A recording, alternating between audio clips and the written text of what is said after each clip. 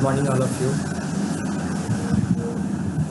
In previous lecture, we finished chapter 3, which is synthetic fibers and plastic. And today, I am going to start new chapter, which is metals and non-metals.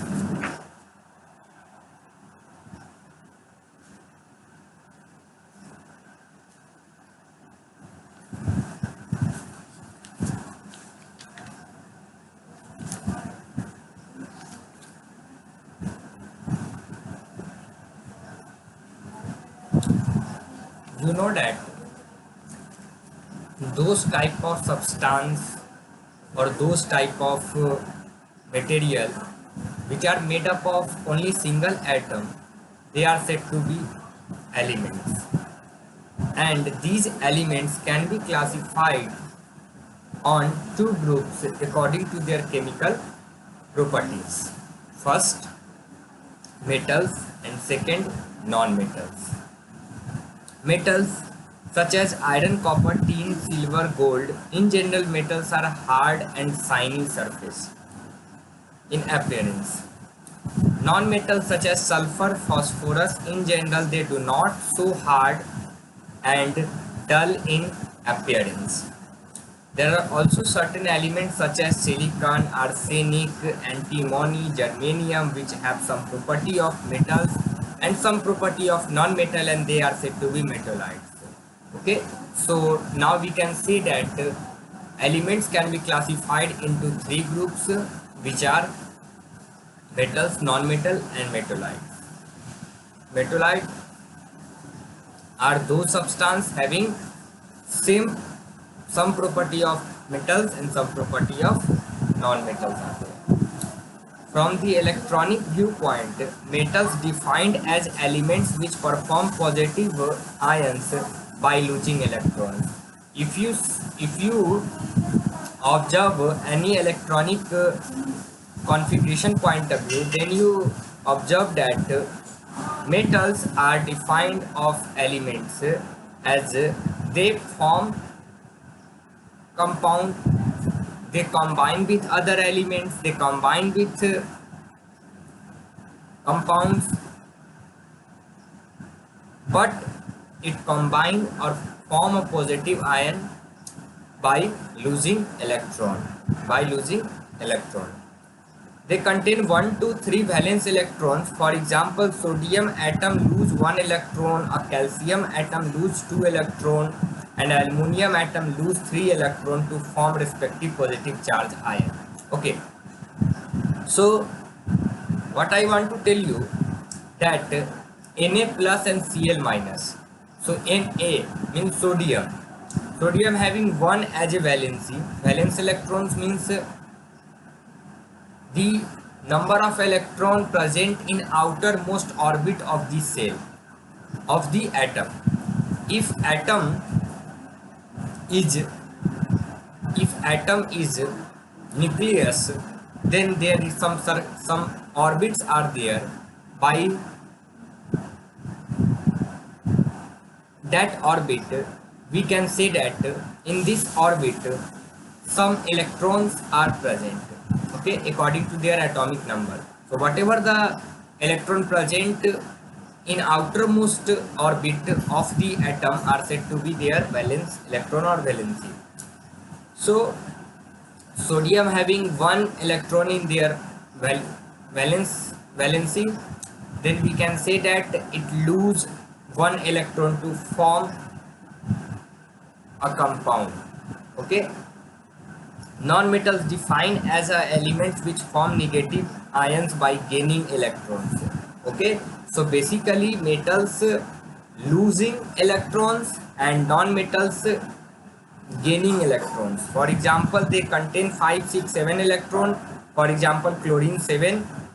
So chlorine having 7 valence electron and sodium having 1 valence electron in outermost orbit.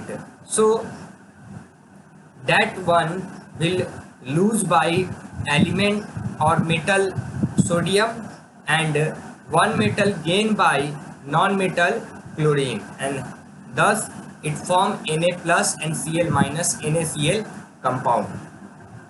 Okay, oxygen contains 6 valency electrons and gain 2 electrons to form negatively charged oxygen ion. Elements with 4 valency electrons are normally metalloids, and those substance or those elements having 4 as their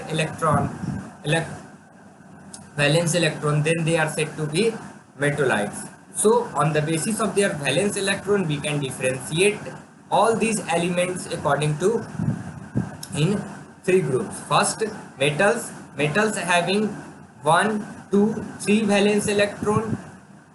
Non-metals having 5, 6, 7 valence electron, and metalloids having 4 valence electron. Okay. The noble gas or inert gas with the 8 valency electron do not form ion cannot really classified as metal and non-metal. However, since they are gas, they show physical characteristics of gas.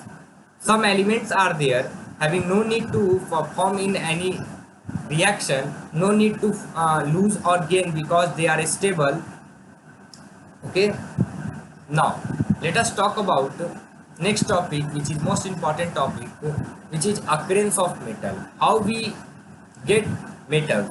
In nature, most metals occur in the combination or combined state like minerals. Nearly all rocks contain some metallic minerals.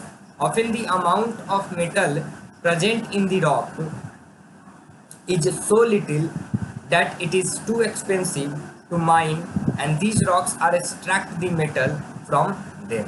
Okay, so first we get the metals in a combined state, thus we extract from their combined state. Okay, I repeat, the amount of metal present in any rock is so little that it is too expensive to mine these rocks and extract the metal from them.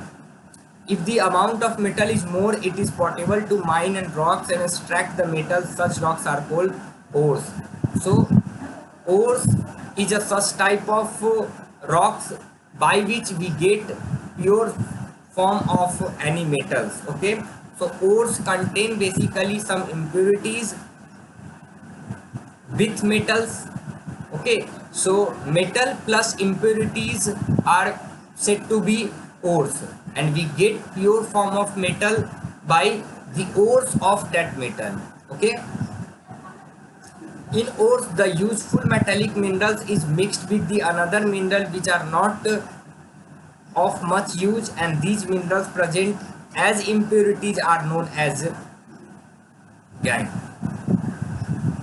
Some metals such as silver, platinum, gold are not very reactive. They occur in free state in nature.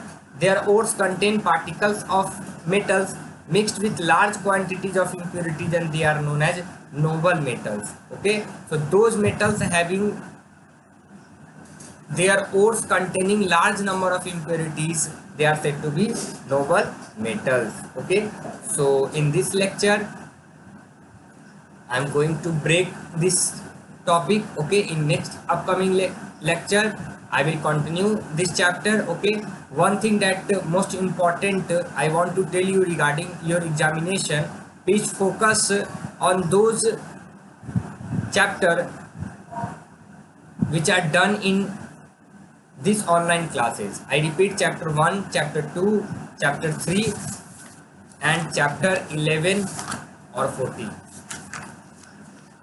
11. So chapter 1, chapter 2, chapter 3 and chapter 11, please make your notes. Remember each and every important term whatever I taught you, because that only helps you to obtain maximum marks. Okay, so focus on important things related to that chapter. Whatever I taught you, if you have sufficient time, please revise all these previous videos. Okay,